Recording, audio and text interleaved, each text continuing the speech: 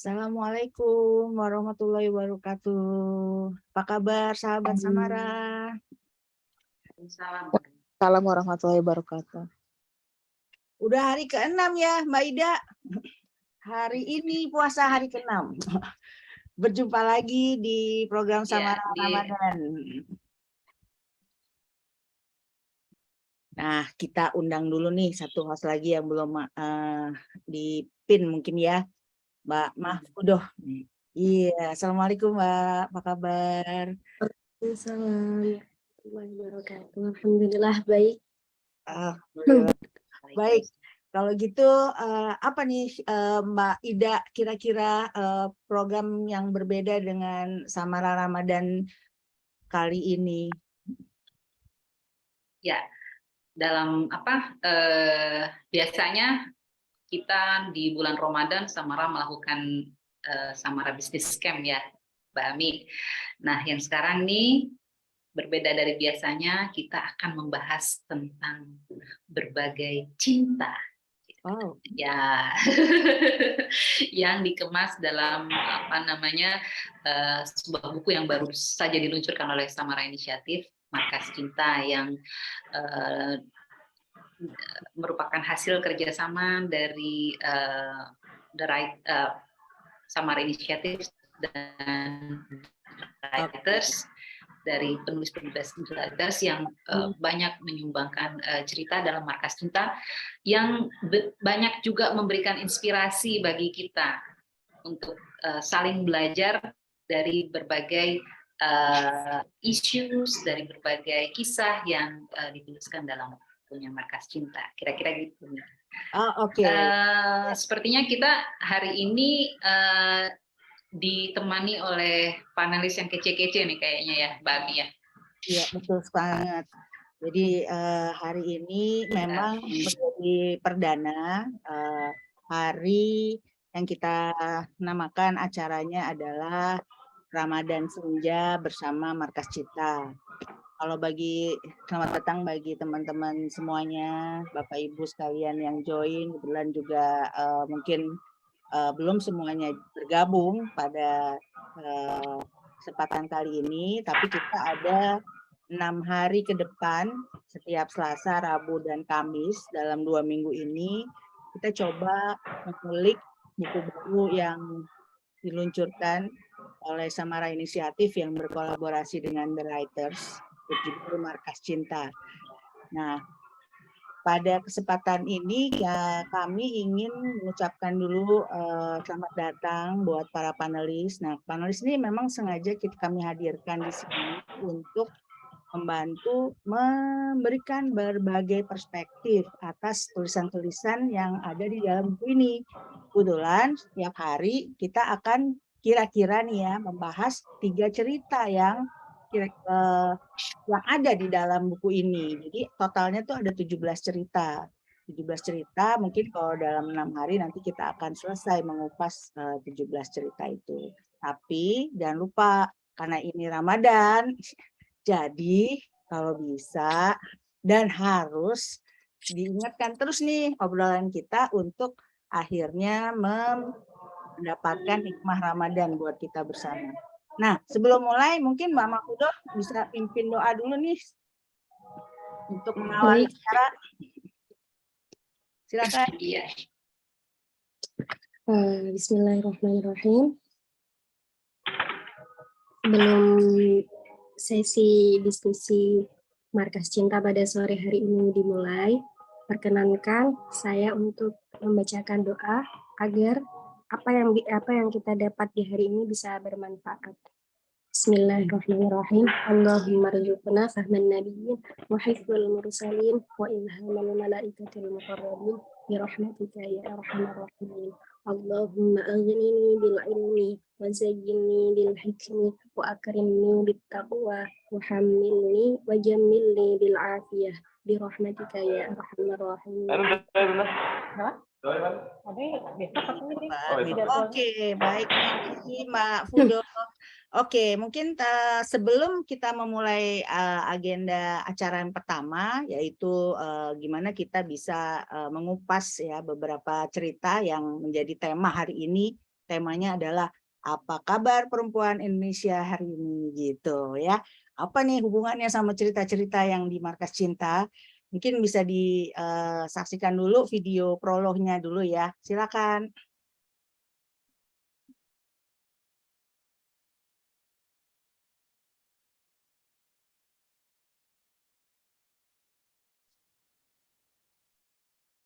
Belajar tidak hanya kita lakukan di sekolah.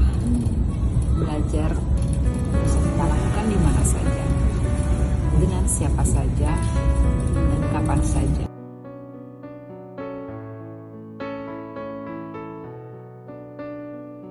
Perspektif Samara Inisiatif ini adalah tematiknya di keluarga, bagaimana keluarga itu menjadi jalan kita untuk menjadikan kehidupan berkualitas. Nah, perspektif yang dipakai Samara pada prinsipnya adalah mengintegrasikan dari 3 angle, yaitu dari perspektif spiritual, religius, tapi juga melengkapi dengan perspektif bisnis manajemen serta socio-cultural. Jadi kami harapkan integrasi dari 3 perspektif ini mampu menghadirkan cara pandang yang baik untuk khususnya para generasi muda sekarang yang memang harusnya menjadi target utama untuk generasi yang harus mampu merencanakan kehidupan mereka nantinya.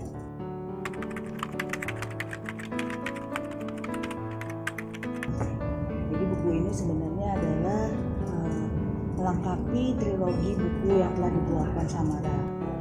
Insya Allah buku Markas Cinta ini memberikan inspirasi dari nilai-nilai yang menjadi representasi nilai-nilai keluarga di Indonesia.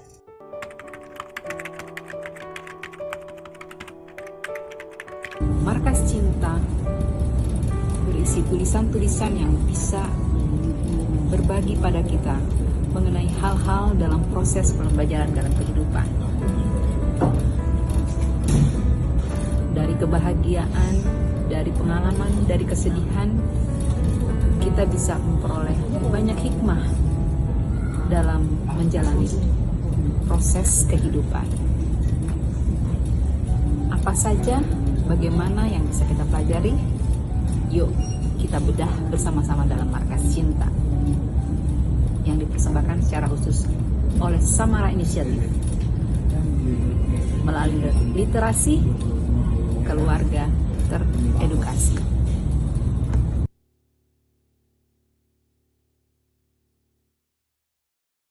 Baik, itulah video prolog Markas Cinta. Mungkin teman-teman di sini sudah ada beberapa yang malah ada penulisnya ya, kalau nggak salah ya Mbak Ida yang kambing. Aku lihat Ombud nih udah masuk, udah join dan writers. Jadi dalam kesempatan selamat datang Ombud. Kabar. Oh, selamat datang. Selamat datang. Terima kasih. Silakan lanjutkan. Oke. Kesempatan 30 menit ke depan nih kita bisa ngulik sedikit. Ada 3 cerita yang kebetulan kita identifikasi membentuk suatu pemahaman bahwa seberapa pentingnya peran perempuan dalam keluarga nih. Ya, mungkin bisa diceritain dulu nih sedikit ceritanya nih. Kebetulan nih Ombud nih penulis yang menceritakan dengan judul tulisan adalah yang jadi topik hari ini, antara istri, rendang, dan ibu. Wow. Jadi judulnya aja udah catchy banget ya. By the way, selamat datang sama teman-teman penulis yang lain ya. Mungkin Ombud bisa sedikit share nih, kok gimana sih tulisannya kok bisa catchy tapi nyes gitu terakhirnya bacanya. Silakan. Ya, sebetulnya waktu saya mengalami pengalaman masa kecil tuh buat saya biasa-biasa aja gitu ya. Cuman rasanya waktu saya nonton nonton acara-acara TV itu saya sering banget ngelihat artis-artis cerita masa lalunya, dia bilang, "Oh, waktu itu kami menderita banget lah," gitu ya. Waduh, kita tuh makan apa ditakar, pokoknya aduh sedih deh, tidur tuh sampai uplek-uplekan di lantai gitu. Terus saya pikir-pikir, dia sedihnya di mana ya? Perasaan saya juga begitu gitu, dan di zaman dulu tuh banyak sekali yang mengalami hal itu gitu. Kenapa dia merasa menderita gitu? Karena kalau kemudian saya menggali-gali, memikir-mikir, akhirnya saya berpikir gitu ya, bahwa miskin itu satu hal, dan bahagia itu adalah hal yang lain lagi gitu. Dia tidak berhubungan satu sama lain. Begitu saya terus mengorek-orek itu terus istri saya itu kan kebetulan juga hadir di sini ya, jago banget bikin rendangnya tuh. Yang membuat saya teringat sama ibu saya gitu. Iya loh ibu saya tuh lucu banget gitu ya. Ibu saya tuh kata-kata setiap makan, kalimat yang tak pernah hilang dari mulutnya setiap kali habis makan, ambil satu, nggak boleh lebih. Nanti yang lain nggak kebagian. Jadi kakak saya datang dari sekolah makan, ambil satu, nggak boleh lebih. Nanti yang lain nggak kebagian. Itu setiap hari saya mendengar kalimat itu dan terbrainwash dan nggak apa-apa gitu, buat saya biasa aja gitu, nggak ada masalah, nggak ada bahagia enggak, menderita juga apalagi enggak, udah pasti enggak gitu ya. Begitu dikasih makan apa telur belado dipotong 4 kan bentuknya kayak perahu-perahuan tuh. Ibu saya selalu bilang tuh, ya siapa yang mau main perahu? Oh saya main perahu. Udah jalan di nasi itu saya jalan itu. Jalan terus sampai cabai-cabainya yang yang berjatuhan tuh seperti kiambang yang kalau perahu lagi jalan. Jadi semuanya tuh bahagia-bahagia aja gitu. Nah itu baru munculnya ketika saya selalu ribut sama istri saya gitu ya. Karena istri saya tuh bikin rendang selalu banyak, dan saya selalu ngambil satu. Dan istri saya marah, katanya nanti kurang protein. Soalnya ternyata anak saya tuh ngambil 8. Anak saya ngambil 8. ART kita mengambilnya sekaligus 4. Ini kok suami sendiri ngambilnya 1 gitu. Akhirnya saya berpikir, iya ini saya terbrainwash dari ibu saya ini. Tapi waktu itu saya bahagia gitu, dan gak kalah bahagianya ketika saya bisa ngambil rendang 1 atau ngambil rendang 10, gak ada bedanya gitu. Jadi persoalannya bukan rendangnya ya, tapi kita hidup dengan siapa gitu ya, bukan makan dengan apa gitu. Makanya akhirnya terbitlah tulisan itu yang sederhana tapi ya tentang kehidupan lah. University of Life. Waduh, keren banget ya, so simple. Oke, itu benar-benar ternyata insight-nya banyak banget gitu. Aku gimana nih, ombud kita? Banyak banget, tebel banget ya. Kita coba ini ya, kita ulas sedikit ya tentang cerita ini gitu. Apa sebenarnya story behind that-nya gitu. Mungkin aku undang Mbak Aya dulu kali ya, nih sang psikolog kita nih di Samara. Gimana Mbak Aya?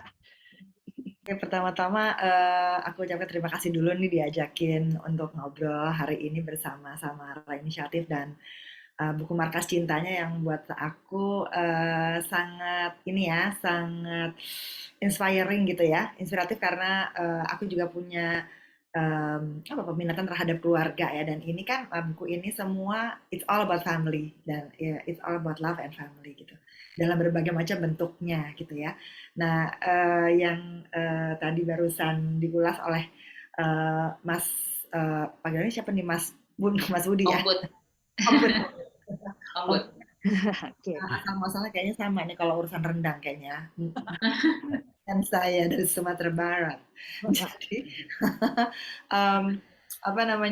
yang menarik adalah kalau saya baca sekilas nih dari tulisannya, terasa ringan tapi memang dalam gitu ya, bahwa ibu itu atau perempuan di sebuah keluarga itu memang harusnya menjadi tokoh sentral ya.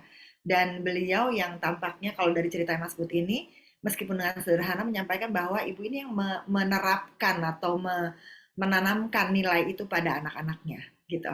Dan itu buktinya sampai sekarang masih nempel banget tuh ya di Mas Bud sendiri gitu, di Ombudnya sendiri gitu kan, sampai secara automatically pokoknya bilang satu aja gitu ya, jangan nambah, kasih yang lain gitu ya. Jadi ini kan dan ini kan sesuatu hal yang mungkin kalau sekilas orang bilang bahwa perhitungan amat sih gitu ya, maksudnya, atau kemudian mirip-mirip amat sih gitu. Tapi sebenarnya di balik itu menurut aku ini adalah nilainya dalam dan filosofikal gitu, bahwa kemudian kita hidup sesuai dengan kapasitas kita. Kalau aku nangkap begitu ya. Kalau tadi kan di tulisannya Ombud itu ada yang apa namanya, bapaknya Om Bud sendiri adalah seorang pensiun wartawan kalau nggak salah ya Om Bud ya. Pokoknya dalam keadaan yang apa namanya, ekonomi yang mungkin ya tidak berlebihan gitu ya. Tetapi sang ibu ini dengan luar biasa bisa mengatur itu dan mengajarkan cara mengapresiasi hidup dengan proporsional gitu loh. Maksudnya bahwa kemudian satu sisi ya apa namanya, irit, hemat gitu-gitu ya. Tapi happy is another thing gitu loh. Tapi itu nggak berarti kemudian hidupnya jadi merana gitu ya jadinya ya. Terus kemudian tadi kalau katanya Om Bud, komentar-komentar di TV tuh kayaknya hidupnya udah paling merana sedunia gitu ya. Nah, nggak gitu. Ternyata you can still have happiness gitu. Masih bisa mendapatkan kebahagiaan dan kebahagiaan itu diciptakan dengan hal yang lain gitu. Bukan dengan semata-mata materi gitu urusannya gitu ya. Dan dengan makanan yang berlimpah karena ternyata gitu ya mungkin vice versanya gitu ya lawannya dari keadaan yang dicoba sampaikan oleh Om Bud adalah ada orang yang berlimpah ruah tapi tidak bahagia atau bahkan hampa dalam hidupnya gitu, atau keluarga itu tidak punya koneksitas dan kehangatan satu sama yang lain. Itu secara saya menghadapinya dalam ruang konsultasi saya gitu loh ya. Jadi saya tahu betul gitu ya hal ini terjadi gitu, dan banyak banget masalah gitu tentang koneksi atau hubungan antara anggota keluarga itu gitu, bagaimana yang hangat dan bagaimana yang dingin, bagaimana yang kemudian terjalinnya artificial dan atau tidak gitu ya, dengan rumah yang mungkin luar biasa gitu ya, gemerlap gitu dengan segala macam fasilitas yang ada, tapi hubungan di dalamnya bukan hanya dingin atau bukan hanya tidak hangat, tetapi bahkan juga banyak kerusakan gitu hubungan gitu ya. Dan itu ternyata tidak berarti itu membuktikan gitu bahwa tidak semata-mata dari berlimpahnya harta gitu ya jaminannya gitu. Dan aku si ibu inilah yang bisa membuat nuansa itu atau menimbulkan nuansa itu di dalam keluarga. Wah, keren banget. Om Bud waktu itu umur berapa ya kira-kira? Waktu ya dari lahir begitu. Oh, dari lahir gitu ya? Wah, ini tepat banget nih kalau ditanyain sama Ibu Hera nih. Saya dari lahir udah miskin. bukan Tapi happy. itu rendangnya maksudnya. Oh. Nah, Ibu Hera ini ada backgroundnya adalah tenaga pendidik nih yang udah sangat mumpuni, malang melintang berpuluh-puluh tahun, apalagi di pendidikan usia dini nih. Kira-kira gimana ya Bu Hera dengan cerita yang tadi gitu ya, supaya kita bisa menanamkan nilai-nilai gitu ya, apalagi kita sebagai perempuan, nilai-nilai yang esensial gitu loh untuk yang diingat sama anak sampai tua. Ya. Iya. Sangat menarik Mbak Ami. Om Bud izin untuk cerita juga ya, menyambung apa yang Om Bud sampaikan tadi. Mbak Ami dan semua yang hadir di sini. Kalau dari sudut pandang saya sebagai pendidik anak usia dini, Om Bud, saya sejak 90 sudah berkecimpung dengan pendidikan anak usia dini, dari pendidikan guru TK sampai saat ini sedang belajar lagi magister PAUD ya. Ini sangat menarik karena nilai-nilai empati, peduli, berbagi, justru ini yang diterapkan oleh mama ya, oleh ibu saat itu. Walaupun banyak, tetap kita ambil cukup satu. Ambil satu. Nah, kata-kata satu itu sangat membekas ya Om Bud sampai tulisan ini dibuat. Ambil satu. Nah, kata-kata yang tegas, membekas, yang diingat sampai saat ini itulah kata-kata mulia dari seorang ibu yang sesungguhnya itu adalah pelajaran penting untuk di usia dini dulu, apalagi lahir dari seorang ibu yang merupakan madrasah pertama bagi anak. Bagaimana Nabi juga mengajarkan bahwa ibu adalah guru pertama. Sejak ada dalam kandungan mendengar suara. Oke. Bu Hera mungkin connectionnya agak. Ibu pertama, kemudian apa yang diucapkan ibu, apa yang dilakukan ibu, itu adalah yang membekas. Lahirlah ke dunia dan bisa makan rendang, maka itu adalah Maaf. Halo. Ya, silakan Bu. Ya, silakan Bu. Apakah sudah ada lagi? Sudah. Ya.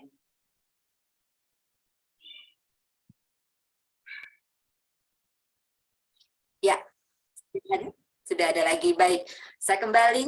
Bagaimana seorang ibu adalah madrasah yang pertama bagi seorang anak sampai ia akan tahu bagaimana suara ibu, wajah ibu yang pertama ia lihat, sampai kata-kata yang ibu ucapkan yang ia ingat sampai besarnya nanti.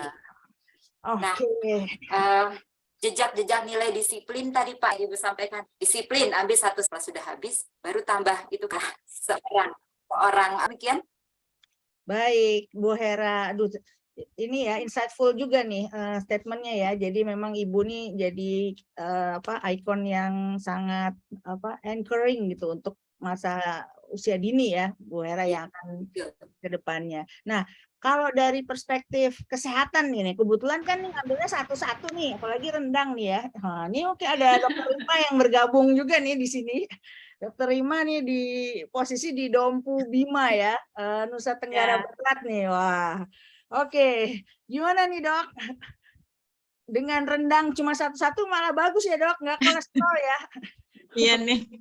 Gimana Dok? Sebelumnya terima kasih banget sama Om Bud karena udah berbagi ceritanya ini ya, saya suka banget karena ini suatu tipikal keluarga yang saya suka juga tipikal seperti ini. Kalau dari sisi kesehatan, itu yang pertama kita bisa ambil di sini kayaknya kesehatan mental sangat menjaga banget ya dengan tipikal keluarga seperti ini gitu ya. Anak-anaknya bisa punya role model yang bagus, seorang ibu yang sabar, kuat, kreatif, seperti tadi kan dibilang kalau pas kakinya kendor melorot di gelang itu kan juga kreatif.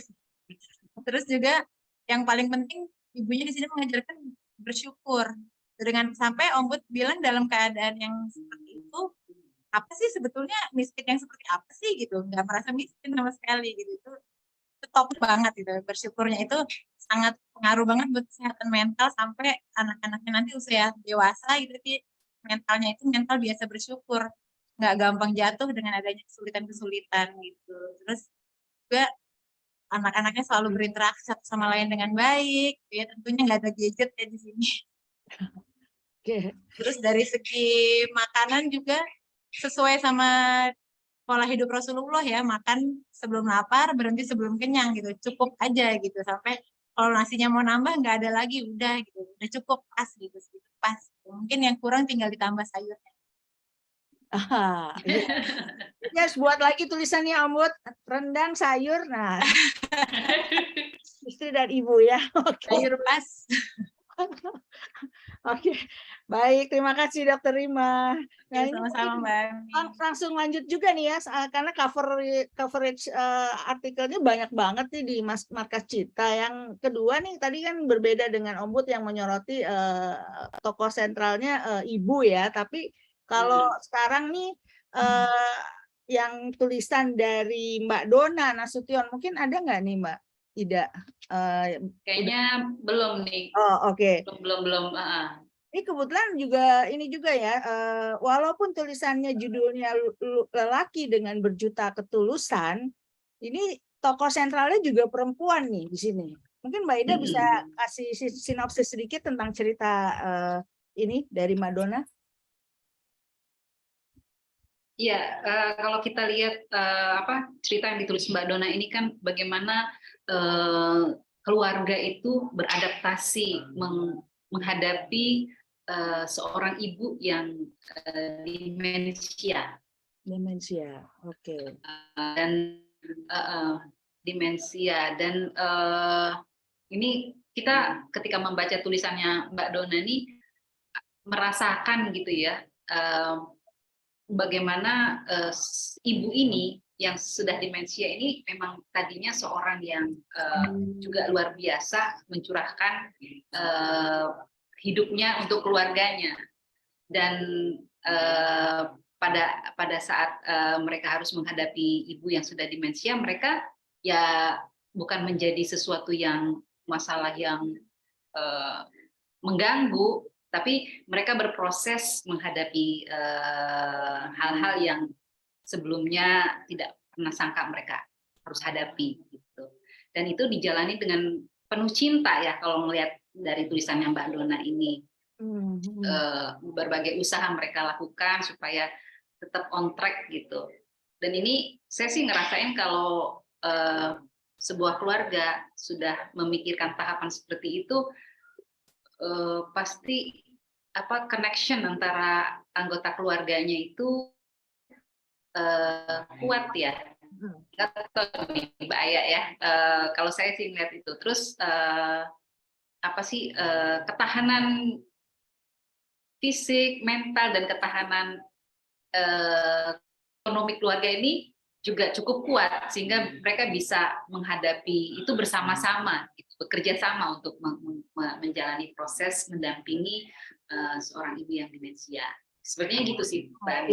Sayang nih Mbak Dona janjinya mau bergabung tapi belum bergabung. Oke. Itu mungkin kita tanya dulu nih, kebetulan kan Mbak Mahfudoh nih background-nya nih di perspektif religi nih ya. Nah, kalau ibu ini disebut 3 kali baru ayahmu. Nah, gimana nih dengan cerita ini nih, kan ibunya udah demensia. Tapi ini justru kalau saya lihat highlight-nya adalah sang ayah nih yang mengingatkan terus ke kita, ke anaknya ya, ini supaya untuk merawat ibumu dengan tanganmu sendiri, karena waktu kecil ibunya merawat dengan tangannya sendiri juga gitu. Itu touching ini banget ya, dalam banget gitu. Gimana nih Mbak Fudo?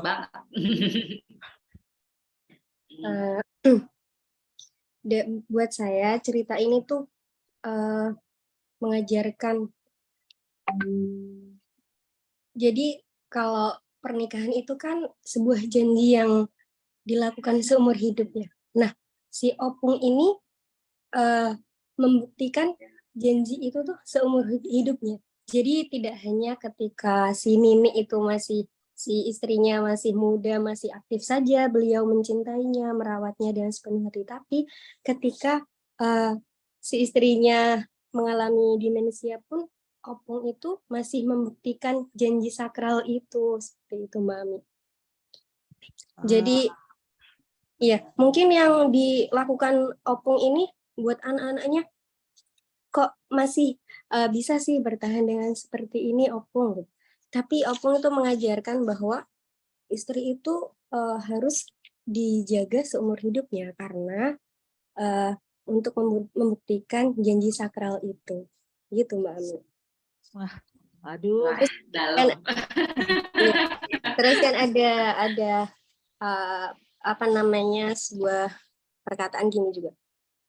Kalau seorang ibu itu bisa membesarkan 10 orang anak sendirian, tapi 10 orang anak belum tentu bisa merawat seorang ibunya seperti itu.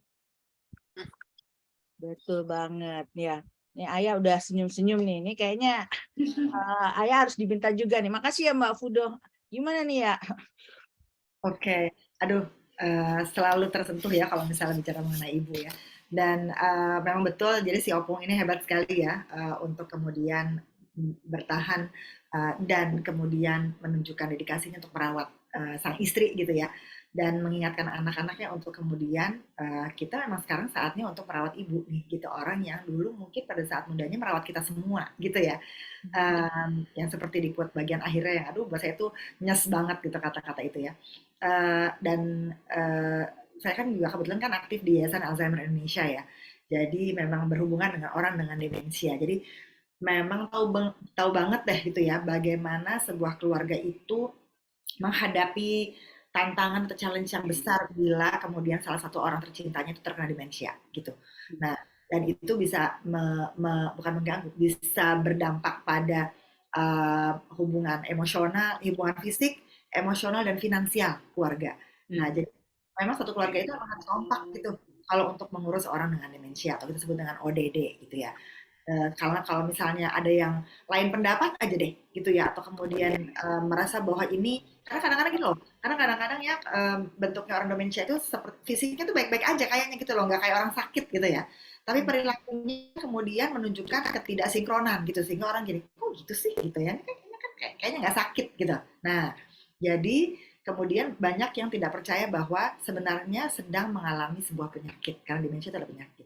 Nah, itu yang seringkali menjadi konflik dalam keluarga. Nah, dari cerita ini digambarkan sekali bagaimana kemudian mereka berusaha sama-sama saling mengingatkan, dan yang justru paling besar motor mengingatnya adalah si Opung ini, untuk bahwa kita sekarang saatnya mengasihi, merawatnya dengan mendampingi dan merawat beliau dengan kasih kita dan dengan cinta kita gitu ya. Dari berbagai macam kelebihan kita masing-masing gitu. Ada yang mungkin ngurusin fisiknya, ada yang ngurusin misalnya scheduling buat obatnya, ada yang finansialnya dan sebagainya. Itu sih kurang lebih. Jadi kalau bisa dicoba disimpulkan, ini berarti secara ini faktor ketahanan keluarga ini termasuk harus penting ya. Iya, penting banget, dan ditunjang sama support system ya, yang bagus juga gitu ya.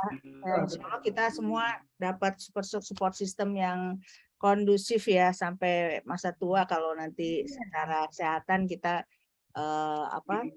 ada kendala di sana gitu. Nah, ini Dokter Rima balik lagi nih ya, sebelum ke Bu Hera. Dokter Rima, kira-kira gimana tuh kalau dari sisi perempuan ya, demensia ini kan katanya secara statistik meningkat terus ya trennya gitu. Jadi gimana nih supaya kita dimitigasi resikonya? Ini bagus banget ya cerita ini.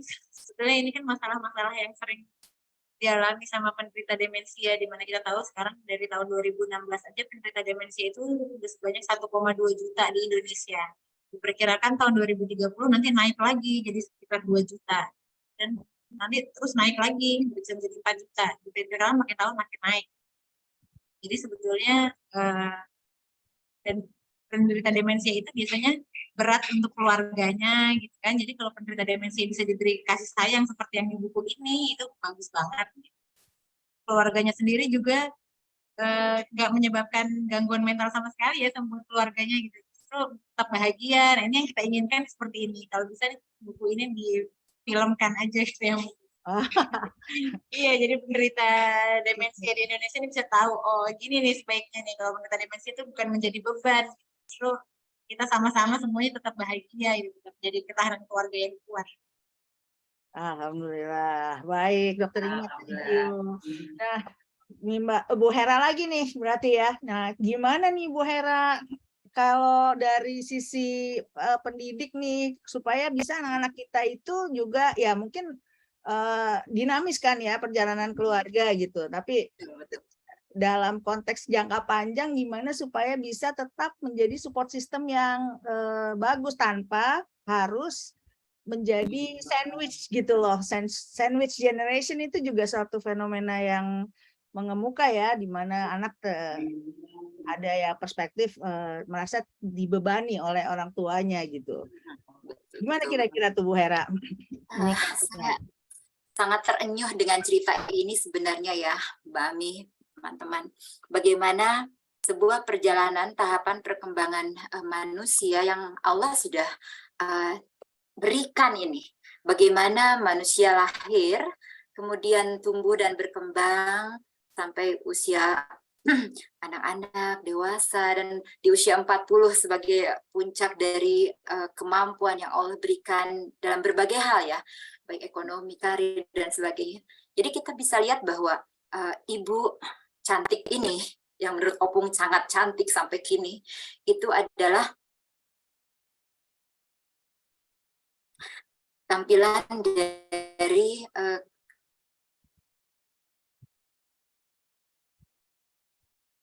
penurunan atau tahapan perkembangan yang memang kita bisa lihat bahwa kita tahu semakin bertambah usia, maka ada perubahan dan justru yang menjadi sebuah kesadaran. Dan saya lihat di sini dalam cerita bahwa cinta sejati, cinta abadi, kemudian menjadikan sebuah inspirasi bahwa semua ini adalah yang wajib kita kasihi. Artinya bahwa yang mengurus, yang merawat adalah anak-anak dan semua yang berperan dalam keluarga, sehingga tidak ada kata-kata ini akan diantarkanlah ke rumah jompo dan sebagainya yang kekinian banyak merebakkan, tidak mau mengurus orang tua, itu yang tidak ada dalam cerita keluarga ini. Semua berperan dan penguatnya adalah ibu ini yang menyatakan seperti pengganggu ya. Kemudian juga batasnya punya opung sampai sini ya. Jadi menerima bagaimana keadaan ibu saat ini, dan itu adalah sebuah kesabaran dan keikhlasan dari semua anggota keluarga yang sungguh sangat sayang kepada ibu. Terima kasih. Itu mungkin Mama. Oke, baik. Ini udah cerita kedua nih. Kita berpacu dengan melodi ya. Satu lagi ceritanya nih. Nah, yang akan kita kulik adalah nasi goreng ibu oleh Mbak Maimunah. Ini kebetulan nih Mbak Maimunah ini cerita tentang nasi goreng yang rasanya khas gitu. Dia udah beli segala macam GoFood restoran segala macam, nggak pernah ketemu nasi goreng yang rasanya seperti nasi goreng ibu gitu. Mbak Fudo ada komentar nggak di sini? Anak rantau juga kan Mbak Fudo? Iya, anak rantau itu sering rindu sama masakan ibu. Oke, gimana Mbak? Apa ya? Mungkin dari sini kita tuh belajar kalau meskipun hal yang diberikan ibu kita itu sederhana, tapi itu berkat dari ketulusannya. Itu menjadi sesuatu yang sangat berarti bagi kita. Jadi nggak bisa tergantikan oleh apapun gitu. Priceless ya. Ini kan, iya, beliau itu ibunya ini kan buat nasi gorengnya mungkin nggak hanya cuma sekedar nasi goreng, tapi dengan ketulusan seorang ibu itu buatnya penuh kasih, penuh cinta gitu. Jadi rasanya akan berbeda. Dan anak rantau sering merasakan itu ya Mbak Ami. Betul. Saya juga pengen geser ke The Writers nih. Mungkin ada atau dari partisipan yang lain. Kira-kira kalau dari obrolan kita sepanjang ini nih, kita udah kira-kira mengidentifikasi 3 hal nih. Kebetulan Markas Cinta ini bukunya ada beberapa cerita. Nah, hari ini kita mengupas 3 cerita. Nanti besok 3 cerita lagi dan seterusnya. Nah, kita pengen di akhir acara ini kita mendapatkan suatu pembelajaran ya. Tentunya di bulan Ramadan ini kita bisa mengambil juga hikmah Ramadannya gitu di balik segala diskusi kita. Nah, sampai sejauh ini dengan 3 cerita ini kalau boleh diidentifikasi mungkin nanti dilengkapi oleh Mbak Aya. Jadi ada satu, kalau saya melihat semua 3 cerita ini tokoh sentralnya walaupun judulnya macam-macam itu adalah perempuan gitu. Jadi menandakan dari peranan perempuan di dalam keluarga itu sangat penting banget gitu ya, dari sisi dia baik dia sebagai ibu ataupun dia sebagai istri ataupun dia sebagai sahabatnya buat anak-anaknya gitu. Nah, yang kedua, tadi kita ngomongin berbagai situasi yang mungkin nggak hanya bahagia aja ya, tapi juga kesedihan gitu. Jadi sebenarnya ketahanan keluarga itu menjadi faktor yang sangat harus kita prioritaskan gitu dari sejak dini gitu ya. Jadi bagaimana ketahanan keluarga itu bisa dibangun gitu. Contohnya tadi di salah satu cerita adalah gimana dia mempunyai support system yang sangat kondusif gitu, sehingga di perjalanan kehidupannya dia, proses kehidupannya di mana pada saat dia tidak berdaya, support system inilah yang bisa mendukung Salah satunya begitu ceritanya ya. Dan salah 2 dan salah 3-nya banyak banget tentang masakan tadi ya, makanan yang sangat khas gitu, itu udah terasosiasi kalau di Mbak Ida teori branding tuh pasti udah ngomong tuh itu kalau dibayar mahal banget tuh brandingnya tuh, bisa attach gitu ya, di persepsi masuk ke dalam mindset kita gitu yang tidak terlupakan. Dan yang ketiga nih mungkin dari sisi perspektif anak muda nih sekarang, gimana nih supaya cerita-cerita ini bisa menginspirasi nih, gimana nih Mbak Aya? Supaya cerita-cerita seperti ini nih, yang ringan dan lucu tapi dalam gitu kan, bisa menginspirasi anak-anak muda ke depannya. Silakan Mbak Aya. Iya kan dari semua cerita-cerita ini dan tadi kan terakhir yang nasi goreng ibu itu kalau nggak salah kan menggambarkan tentang kekangenan ibu sama anak-anaknya ya. Kalau saya nggak salah tangkap gitu ya itu kalau di tahap perkembangan psikologis itu namanya empty nest. Jadi kalau kita sudah menua kemudian kita seperti punya sarang yang kosong ya karena anak-anak pasti akan keluar gitu kan. Nah dan itu yang saat-saat mungkin bisa ada kesepian dan sebagainya, kangen dengan anak-anak dan sebagainya. Nah ini bagaimana dinamika keluarga itu kan yang sebenarnya akan mempengaruhi dari mulai mereka kecil sampai mereka besar, sampai mereka sudah dewasa dan bahkan udah punya anak lagi gitu ya. Bagaimana mengimbangi itu loh antara kemudian tetap bisa memberikan perhatian pada orang tua, pada ibu nih khususnya in partikular gitu ya, sama menjalani hidup kita sendiri juga gitu kan. Dan itu berarti kan itu ada persiapan juga bagusnya ya. Tadi seperti Ami juga bilang bahwa persiapan masa tua itu memang harus dilakukan dari sekarang gitu ya.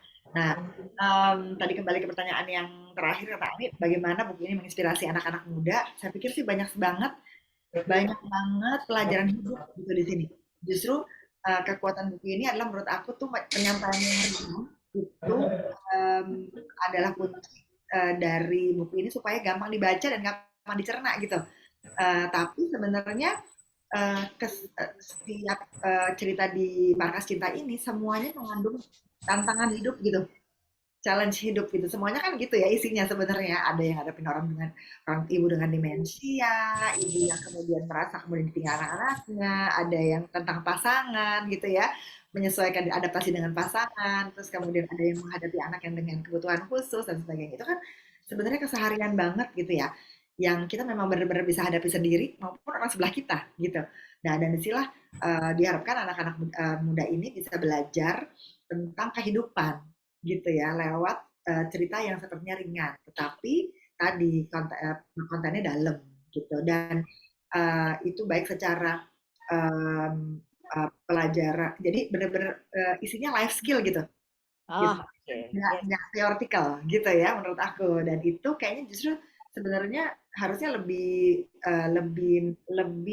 apa ya, lebih positif untuk diterima gitu ya ketimbang diajarin gitu kan. Kalau anak sekarang tuh kan nggak mau diajarin gitu ya, don't preach gitu ya. Jadi bukan begitu Bu Hera ya kalau anak sekarang ya, sharing ya sifatnya ya. Nah, sekalian Bu Hera gimana Bu Hera? Jadi ngajarinnya sekarang harus gimana Bu Hera? Ada kampus buat mama-mama muda dia. Sekolah orang tua, ya sekolah orang tua ya Mbak Ami ya. Jadi begini, kalau saya melihat bagaimana hal yang kita bisa lihat untuk dari ketahanan keluarga tadi ditinjau dari sudut anak muda saat ini ya, what next gitu. Yang jelas bahwa kalau dari goal pendidikan di abad 21 itu sendiri kan ada 4C, bagaimana critical thinking skill-nya terbangun, kemudian mampu berkomunikasi, lalu kreatif dan dapat berkolaborasi, itu kita bangun di diri kita, terutama wanita-wanita Indonesia, perempuan-perempuan Indonesia sebagai tiang-tiang negara ini. Ibu adalah tiang negara. Dan insya Allah jika nilai-nilai berbakti kepada orang tua, kemudian selalu mendoakan anak-anak kita, Robbi habli minas solihin, Rabbana hablana min azwajina wa dzurriyyatina qurrata a'yun waj'alna lil muttaqina imama, itu selalu didengungkan setiap saat kita bertemu dan mau berpisah dengan anak-anak kita. Itulah doa yang akan melangit doa seorang ibu akan melangit sampai Allah dengar dan Allah kabulkan. Dan satu hal lagi, kita juga nih para ibu muda, dan mengingatkan diri saya sendiri sebenarnya ya, sabar dan ikhlas menerima apapun yang kita hadapi. Allah sudah memberikan takdir kepada kita, ikhlas menerima takdir itu, dan kita jalan kehidupan, biarkanlah yang lalu berlalu. Yang ke depan adalah masa depan kita hadapi tantangan itu dengan ikhlas dan sabar. Insya Allah semua akan tertanam nilai-nilai itu pada diri anak-anak kita, dan terutama generasi muda perempuan Indonesia. Demikian Mbak Ami. Wow, Masya Allah, ininya kalau dari Ibu Guru tuh beda ya, Ayah ya. Aku boleh nambah satu nggak? Satu aja Oh, deh. silakan. Lagi browsing IG gitu ya, terus ada nih, ini dia pasangan muda, dia kebetulan menikah dengan orang Jepang ya. Jadi nama IG-nya konsep Claudia Hans ya, dia tulis segini, pendidikan itu membuat perempuan punya banyak pilihan dalam hidup, termasuk dalam menentukan pasangan hidupnya. Nah, itu salah satu. Terus dia bilang perempuan itu harus pintar karena dan belajar. Nah, itu tuh ini banget ya, inspiring banget gitu. Dan bagaimana dia juga bisa dilihat gitu, mungkin di IG ya, kalau aku lihat-lihat ya agak-agak stalking ya kalau anak sekarang bilang, karena inspiratif banget gitu ya. Dia bilang dia dari keluarga yang sangat sederhana untuk kemudian dapat beasiswa dan sebagainya, pendidikan gitu ya, tapi kemudian menentukan hidupnya dan tetap menjalankan keimanannya dengan istiqomah lah gitu ya. Itu top banget. Amin. Ya Allah, ini ternyata nggak sadar nih kita udah lewat dari jam 5 nih ya. Tadi banyak yang izin pamit-pamit karena udah ini ya nyiapin buka ya. Ini Mbak Citra juga. Oke, sambil ini ya multitasking ya Mbak Citra ya. Nyambi Bu. Oke, Mbak Citra nih dari The Writers juga kan Mbak Ida ya. Mungkin nanti Iya. Agenda di Iya, betul. Tanggal 31. Oh, oke. Wah, nggak sabar banget deh. Kalau gitu kita sampai di ujung ini nih, tapi karena ini Ramadan bulan yang baik untuk belajar nih, pastinya kita harus mendapatkan hikmahnya nih dari pembicaraan kita supaya bisa bermanfaat. Mungkin aku ngundang Mbak Iswatin Abdillah nih ya. Ya, beliau juga mahasiswa atau sudah graduate dari PT IKI ya Mbak ya gitu. Mungkin bisa sharing sedikit nih Mbak dari pembicaraan kita untuk merangkum dan mengambil hikmahnya nih di bulan Ramadan buat kita apa nih insight-nya. Oke, terima kasih Mbak Ami. Assalamualaikum warahmatullahi wabarakatuh pada seluruh yang hadir di forum. Terima kasih saya sudah diperkenankan hadir di sini. Dari awal saya masuk, ya ini banyak cerita-cerita mengharukan yang saya dengar, yang mungkin juga pengalamannya juga hampir mirip, tapi juga ada yang pengalaman baru buat saya, walaupun ini pengalaman orang lain. Tapi alhamdulillah ini merupakan satu hal yang luar biasa saya kira ya. Apalagi tadi dari awal banyak bercerita, poinnya tuh tentang ibu ya. Dan memang ya selalulah kita akan selalu terharu kalau mendengar cerita tentang ibu. Oke. Halo? Ya, silakan Mbak Is. Oke. Nah, tapi sedikit menggarisbawahi untuk yang cerita sangat terkenal ya dengan ayat tentang orang tua ya, yaitu tentang di Al-Isra ayat berapa 23 ya. Jadi wa qadha rabbuka bismillahirrahmanirrahim wa qadha rabbuka alla ta'budu illa iyyahu wa bil walidaini ihsana.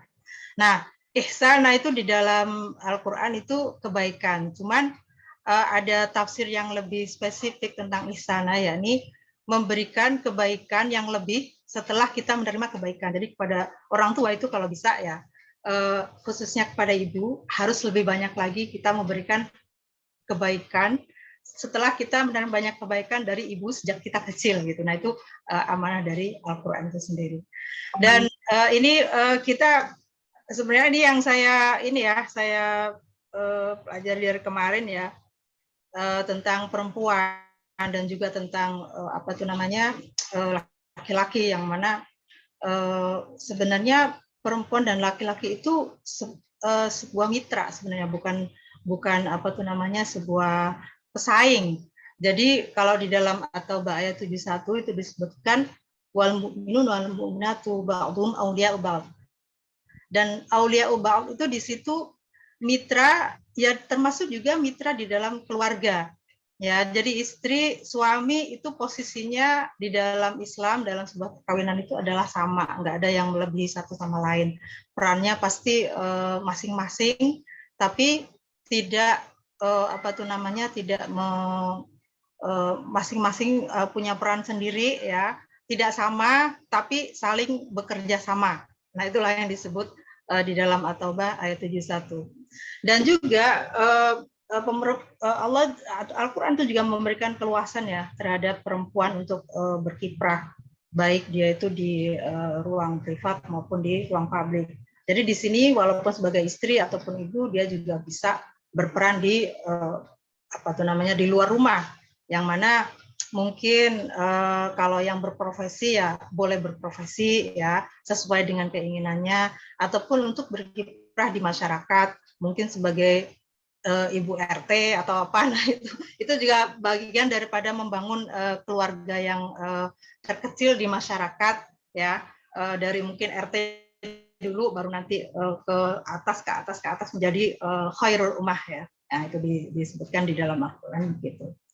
Dan perempuan dan laki-laki itu sebenarnya jati dirinya itu adalah dibentuk untuk menjadi makhluk yang intelektual dan spiritual.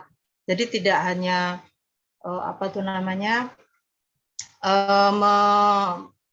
melihat perbedaan, oh ini kamu laki-laki, ini perempuan gitu. Di dalam surat Al-Hujurat ayat 13 itu juga disebutkan, yang mana sangat terkenal sekali ya, itu sebagai ayat Al-Quran yang mana memberikan semangat dan juga motivasi buat perempuan bahwa dirinya itu sebenarnya diberikan peran yang sama dengan laki-laki ya, yang biasa kita sebut sebagai kesetaraan ya itu. Dan dari ayat 13 itu ya yang terkenal, ini saya bacakan. Bismillahirrahmanirrahim. Ya ayyuhan nasu inna khalaqnakum min dzakari wa untha wa ja'alnakum syu'uba wa qabaila lita'arafu. Dalam Al-Quran menyebutkan jenis kelamin itu pasti dengan kata zakarin wa untha, dan itu tidak ada perbedaan antara laki-laki dan perempuan di sini ya. Tapi kalau Al-Quran menyebut ar-rijal dan an-nisa, itu berarti peran gender yang dimaksudkan ya, kan ada tuh ar-rijal qawwamuna 'alan nisa, nah itu kan terkenal juga ya. Nah itu berarti peran gendernya. Tapi kalau disebutkan sebagai min dzakarin wa untha, itu berarti jenis laki-laki dan jenis perempuan ya. Dan itu tidak ada perbedaan ya, Al-Quran memandang mereka dari aspek jenis kelaminnya. Nah, tujuannya untuk apa ya? Tujuannya untuk inna akramakum indallahi atqakum ya. Karena intinya yang baik laki-laki maupun perempuan, buat apa kalau tidak mulia, tidak akhlaknya mulia atau bertakwa. Tujuannya kan ke sana sebenarnya. Nah, di sana Allah tidak akan memandang lagi mau dia laki-laki, mau dia perempuan, mau dia etnisnya apa, mau dia sukunya apa, mau dia punya titel apa. Nah, itu yang penting adalah inna akramakum indallahi atqakum. Nah, di situ. Terus ya cita-cita ideal. Nah, ini kita cita-cita ideal tentang Al-Qur'an ya. Yaitu sebenarnya Al-Qur'an itu punya punya cita-cita ideal untuk mewujudkan keadilan di dalam masyarakat. Tapi Al-Quran itu dalam hal ini Allah ya, itu sangat sabar untuk mewujudkan cita-cita itu bersama ke sana. Karena Allah pasti nggak akan tidak melibatkan manusia untuk mewujudkan cita-cita itu. Jadi menuju cita-cita ideal itu pasti Allah melibatkan manusianya itu sendiri. Ya, makanya sangat biasa di dalam Al-Quran kita mendengar bahwa ada hukum-hukum yang turunnya itu gradual. Ada yang awalnya dibolehkan sedikit, terus habis gitu lama-lama dilarang. Nah itu adalah cara Allah mendidik manusia salah satunya, tapi juga salah satunya juga mengajak manusia itu untuk mewujudkan cita-cita ideal bersama gitu. Nah, salah satunya adalah mewujudkan keadilan. Ya, keadilan di dalam masyarakat baik dari segi apapun ya. Terutama dalam hal ini eksistensi perempuan di bumi ini gitu, di bumi ini. Jadi selama ini kan pandangan terhadap perempuan itu sangat bias ya. Ya berbagai macam yang melatari, tapi Al-Qur'an tidak pernah memberikan pemahaman yang bias terhadap eksistensi perempuan. Jadi ya, seperti yang tadi di dalam Al-Hujurat 13 itu juga memberikan pengakuan penuh terhadap diri seseorang baik laki-laki maupun perempuan. Baik. Ya, gitu. Aduh, itu Pak. Ini banget nih hari ini sangat banyak sekali muatan-muatan ya, baru hari pertama nih ya teman-teman, mungkin nanti bisa semangat sampai hari ke-6 insya Allah kita menjadi yang lebih baik lah ya. Oke, baik, terima kasih ya Mbak Iswatin ya. Terima kasih Mbak Ami. Ya, oke, jadi karena komitmen kita jam 5.17 sudah harus akan selesai. Dan besok kembali lagi di jam yang sama dengan mungkin panel-panel yang banyak berbeda juga angle-angle-nya. Nanti kita akan kupas artikel-artikel itu sehingga menjadi inspirasi yang bermanfaat. Nanti saya ada satu yang slide yang saya harus rangkum ya sebagai akhir diskusi kita, mungkin bisa di-share. Bahwa keluarga itu ternyata ada beberapa fungsi ya. Jadi fungsinya ada 1 sampai 8, mungkin teman-teman bisa lihat sendiri ya, dari mulai keagamaan, sosial budaya, reproduksi, sosialisasi, pendidikan, cinta kasih, perlindungan, ekonomi, dan lingkungan. Nah, disinilah seninya ya, dan perlu juga tadi disampaikan Mbak Iswatin, intelektualitas dan spiritualitas ini harus diintegrasikan gitu ya untuk menjalankan semua fungsi keluarga. Ini juga kita sama-sama belajar. Mungkin nanti dari panel-panel kami akan hadirkan untuk banyak menyoroti berbagai aspek ini gitu. Nah, karena kita topiknya hari ini perempuan, nah bagaimana nih perempuan bisa menjalankan dan menata, mengelola segala fungsinya nih untuk mendapatkan hasil yang optimal bagi keluarganya sehingga ketahanan keluarga yang tadi kita bicarakan bisa terwujud. Oke, gitu teman-teman. Jadi walaupun cerita-ceritanya ringan-ringan ya, tapi ternyata kalau dikaji dari sisi konsep-konsep atau teori-teorinya ini juga sangat inline gitu ya. Jadi secara nggak langsung kita nih jadi kayak banyak insight take away-nya nih ya. Oke, gimana Mbak Ida? Kita tutup dulu karena kalau nggak nanti kita sampai buka puasa ini nggak selesai. Udah tepat 17 nih. Nah,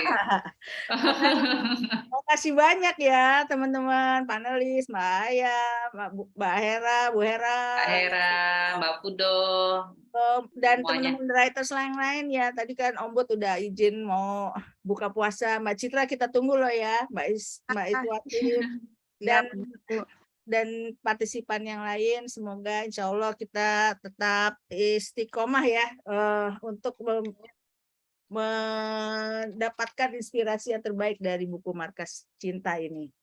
Gimana Pak Ida? Kita tutup. Terima kasih. Terima kasih. Sebentar, coba kita agak pause sedikit untuk foto diabadikan dulu.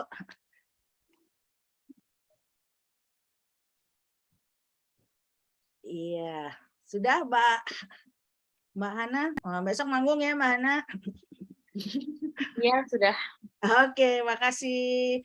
Baik, sampai jumpa besok. Assalamualaikum warahmatullahi wabarakatuh. Waalaikumsalam warahmatullahi wabarakatuh.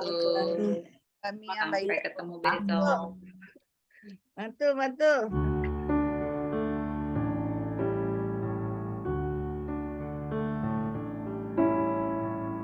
Samara Inisiatif bertujuan memfasilitasi keluarga-keluarga di Indonesia untuk mencapai tujuan menjadi keluarga yang sakinah, mawadah, dan warahmah. Samara merumuskan isu penting dalam ketahanan keluarga dengan selalu merangkai pemikiran dari narasumber-narasumber dengan berbagai perspektif.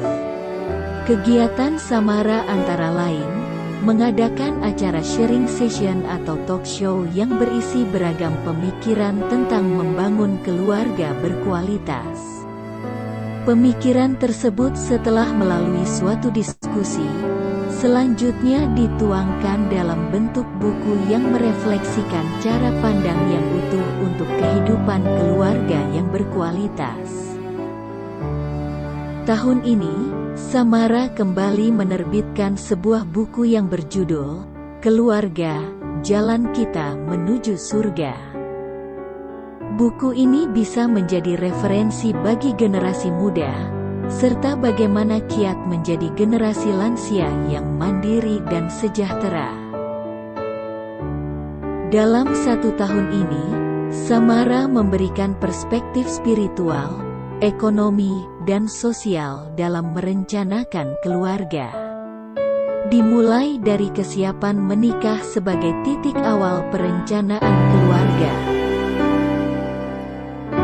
Samara selalu aktif menanamkan mindset tentang pentingnya perencanaan keluarga pada generasi muda. Perencanaan tidak berhenti saat pernikahan usai, namun berlanjut dengan rencana memiliki anak dan menyiapkan masa depan mereka. Samara memberikan kesempatan kepada masyarakat untuk memperbaiki kualitas hidup melalui pendalaman agama secara lebih baik. Selain merencanakan masa depan anak, perencanaan keuangan juga tidak kalah pentingnya dalam membentuk keluarga berkualitas. Oleh karenanya, perspektif tentang keuangan juga menjadi yang utama. Samara menekankan pula fenomena generasi sandwich yang kerap ditemui di Indonesia. Generasi sandwich tidak bisa dihilangkan, namun kita bisa mengelolanya dalam koridor berbakti kepada orang tua, kematangan diri, dan perencanaan keuangan keluarga. Dengan ketahanan keluarga yang solid, insya Allah segala problem dan tantangan di masa depan dapat dicarikan solusi bersama. Di masa depan, Samara akan tetap konsisten untuk selalu mengintegrasikan multi perspektif yang dilandasi oleh dasar-dasar Islami, yaitu melanjutkan berbagai kegiatan dengan narasumber-narasumber yang ahli di bidangnya masing-masing dengan tema yang aktual sehingga dapat terus menginspirasi keluarga-keluarga di Indonesia.